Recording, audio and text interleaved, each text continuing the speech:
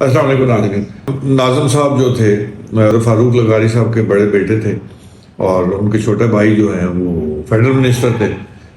اب ناظم صاحب نے شروع میں تھوڑی سی وہ کوشش کی کہ جی کھوسا صاحبان اور یہ وہ ان کے، میں نے کہا جی بالکل ایسا ہی وہ نہیں ہے. میرا کام یہ نہیں ہے کہ بیلنس کو ٹلٹ کرنا ہے، وہ سیاسی یہ معاملہ ہے، وہ آپ جانیں وہ جانیں. ہاں ان کا جائز کام کوئی رکے گا نہیں، ناجائز میں نے کسی کا نہیں کرنا. بہرحال اسی دوران انہوں نے پھر ناظم صاحب نے مجھ سے یہ کہا کہ بھئی میں نے آپ سے ایک ضروری بات کرنی. میں نے کہا ٹھیک ہے، ریسٹ ہاؤس میں چلتے ہیں. میں نے چلیں، وہاں چلے گئے، وہاں بیٹھ گئے اور وہاں بیٹھ کے تو انہوں نے پہلے تو ٹیلی فون کی تار نکال لی. کہتے جی مجھے والد صاحب نے یہ بتایا کہ یہ جو ٹیلی فون ہے PTCL یہ بھی ایک بگنگ ڈیوائس ہے. تو میں نے کہا سر مجھے تو فرق نہیں پڑتا، میرے تو جب جہاں جہاں کام کیا ہے بگنگ ڈیوائس لگی ہوتی تھی، میں بولتا رہتا تھا، مجھے پتا ہوتا تھا ریکارڈنگ ہو رہی ہے. میں کہتا کرتے رہو بھائی، ہم نے کوئی دو نمبری نہیں کرنی، چھپنا نہیں ہے، جو باطن ہے وہ ظاہر ہے، تو بس ٹھیک ہے کر لو جو کرنا ہے. تو بہرحال انہوں نے وہ نکالا اور پھر مجھے بہت ساری باتیں بتائیں. ایمل کیسی والا معاملہ بھی قصہ بھی سارا انہوں نے سنایا اور بتایا کہ کس طرح سے انہوں نے اور ان کے دوست نے مل کے ان کے ہوٹل میں ایک ایمل کاسی کو ٹریپ کیا کسی لڑکی کے ذریعے سے، اور پھر وہ امریکنز آئے. اس وقت فاروق لغاری صاحب صدر تھے. یہاں اسپیشل پلین آیا DG خان میں، رات کو اترا اور وہ لوگ آئے اور انہوں نے آ کے ہوٹل میں سے اس کو ایمل کاسی کو اٹھایا اور لے گئے واپس، اور راتوں رات واپس فلائی اوور کر گئے. ناظرین کیا ہم آزاد ملک ہیں؟ کیا آزاد ملکوں میں جو ہے کسی بھی ایئرپورٹ پہ کوئی کسی بھی بیرونی ملک کا طیارہ جو ہے وہ لینڈ کرے گا، اس کی فورس آ کے لینڈ کرے گی اور اس کی فورس جو ہے اوور پاور کرے گی ہماری فورس کو، پولیس جو ہے اور تو نہیں تھے، اور اس کے بعد وہ آپریشن کرے گی، کسی بھی بندے کو اغوا کر کے یا اٹھا کے لے جائے گی، اور ہم پھر بھی کہتے ہیں کہ ہم آزاد ہیں. کیسی آزادی ہے؟ اگر یہ آزادی ہے تو غلامی کیا ہے؟ اور اگر یہ غلامی نہیں ہے آزادی ہے تو وہ اٹارنی جنرل نے کیوں کہہ دیا کہ پاکستانی تو وہ قوم ہے جو پیسوں کی خاطر اپنی ماں کو بھی بیچ دیں گے؟ تو ناظرین کس نے بیچا؟ کیوں بیچا؟ کیسے اجازت دی؟ کس نے اجازت دی؟ اختیارات کن کے پاس ہیں اس طرح کے کام کی اجازت دینے کی؟ میرے آپ کے پاس تو نہیں ہے.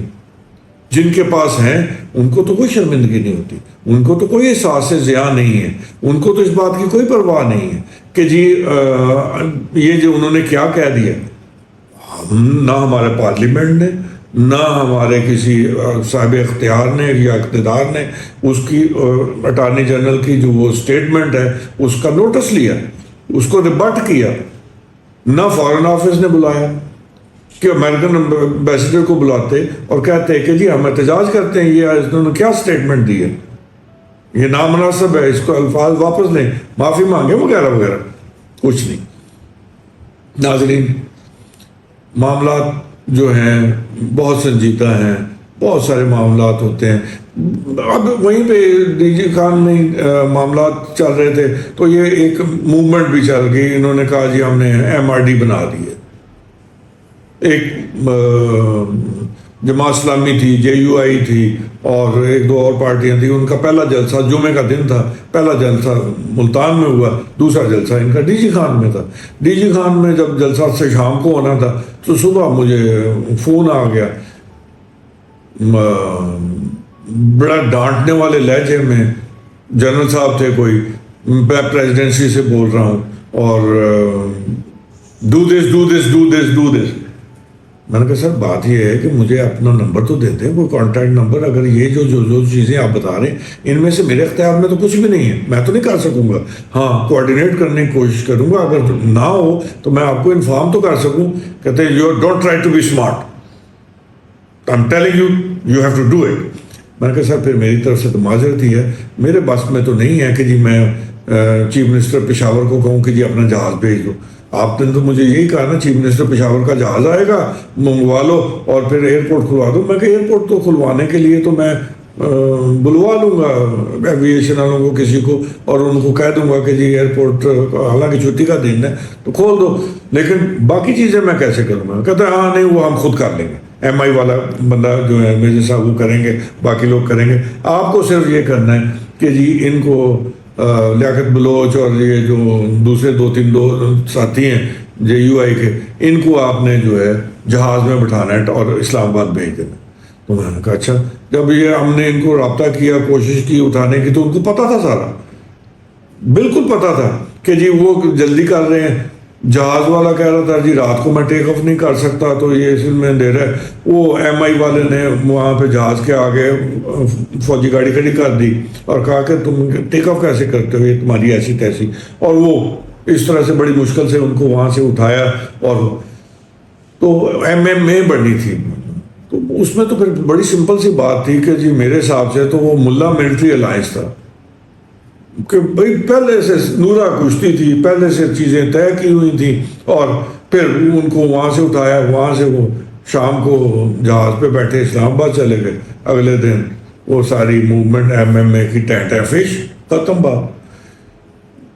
ناظرین، بہت کچھ ہمارے سامنے دائیں بائیں ہو رہا ہوتا ہے، ہمیں اس کا پتہ نہیں ہوتا، ہم ظاہر کو دیکھتے ہیں، اس کے اندر کیا ہو رہا ہے، انڈر کرنٹس کیا ہیں، ہمیں اس کا ادراک ہی نہیں ہوتا، نہ ہمیں فہم ہے، نہ ہم جاننا ہی چاہتے ہیں، نہ ہم جاننے کی کوشش ہی کرتے ہیں۔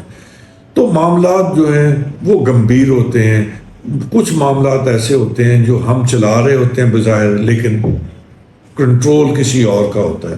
یہ وہی بات ہے جس طرح بابر نے کہا تھا کہ جب ہاتھی پہ بیٹھا تو اس نے کہا مجھے لگام دو، میں نے کہا یہ لگام نہیں ہے، تو کہتے میں ایسی سواری پہ نہیں بیٹھ سکتا جس کی لگام میرے ہاتھ میں نہ ہو۔